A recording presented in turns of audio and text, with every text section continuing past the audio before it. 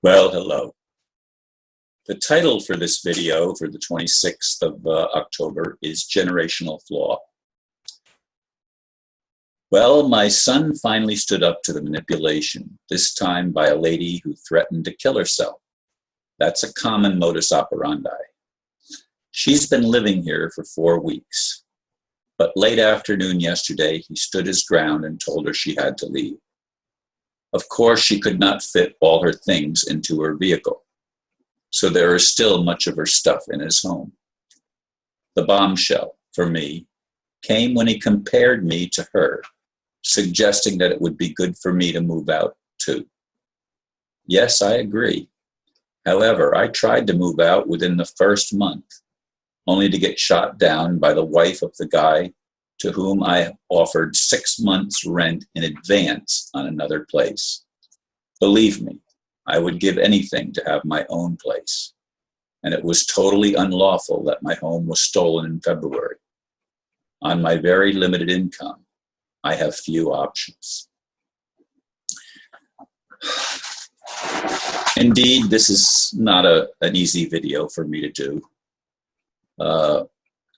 When I went out to go to the gym last night,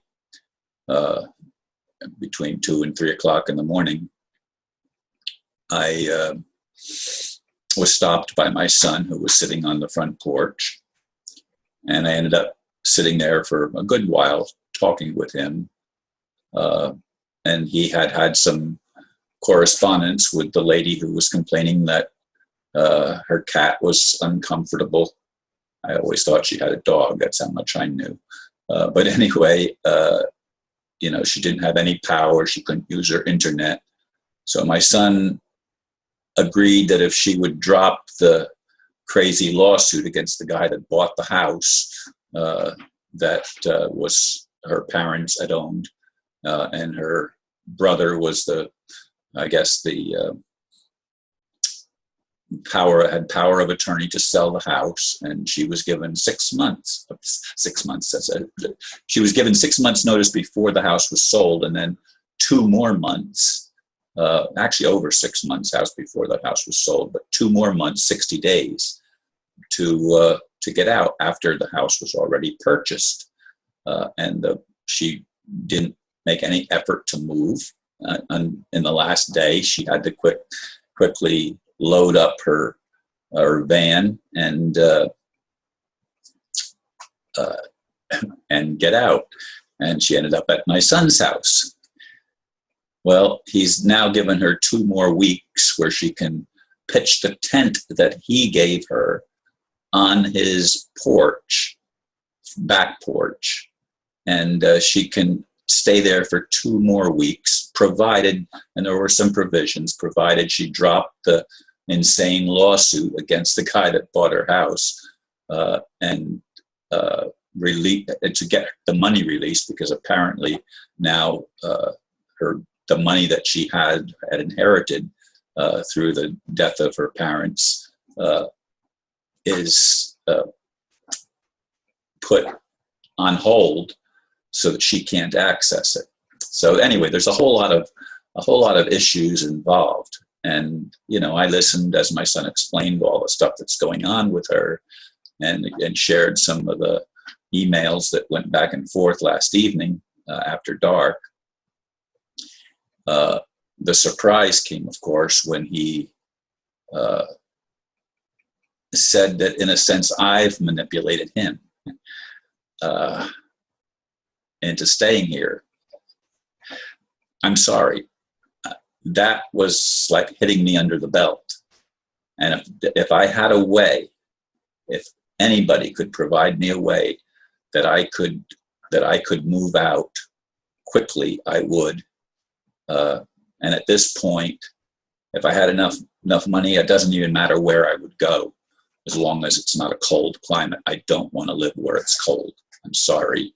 That's just not a lifestyle that I would want.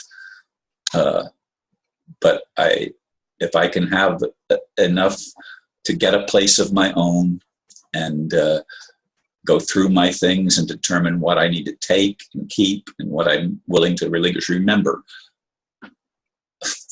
30% of my double garage where my stuff is stored is my library. Thousands of books, literally thousands of books. It's very hard to find a place that can accommodate that. I had one room, all the walls filled with bookshelves filled up, and the meeting room, the whole one big wall was also filled up with books.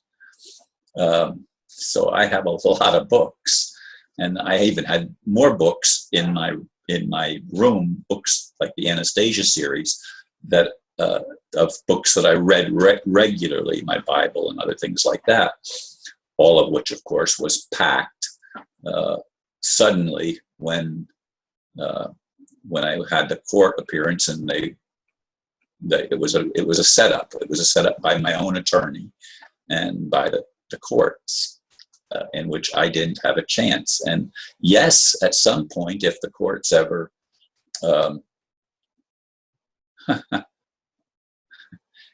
if the courts ever become legitimate and not privately owned corporations for the profit of the judges and the people that are involved, I will once again,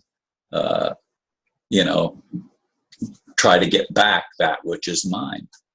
Bear in mind, maybe many of you folks don't know this, but if a mortgage on a home becomes unpayable through no fault of the debtor, like, for example, the debtor becomes incapacitated or dies or whatever, it goes to insurance. These fraudulent mortgages, and they're all fraudulent when they're done by banks, because they don't actually loan the money. They create the money out of nothing. It didn't exist before the loan, before it was borrowed.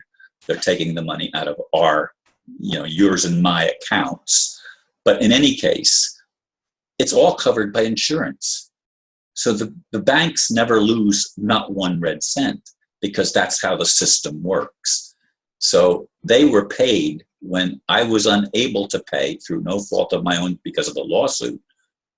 They were reimbursed the loan that was taken out on the will and trust of what I inherited. So they had no claim, no lawful claim to the property that was purchased. The home that I lived in was not where it's not the collateral. The collateral was on the Merritt Island property that was on sale for $999,000, of which I was to get half. Like $50,000 were to go to 3 different beneficiaries, and the remainder was to be divided between myself and the Shriners.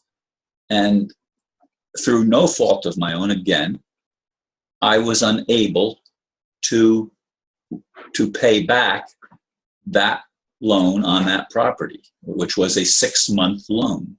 I was unable to pay it back. So anyway, the whole title of this again was Generational Flaw. And while I love my son, and I know he loves me, I also know that our lifestyles are very different, and it would be very good for me and for him if we didn't have to live under the same roof and share the same property. So if any of you have any suggestions as to how I might overcome this tremendous obstacle, I'd really appreciate it. Thank you again for listening, and namaste.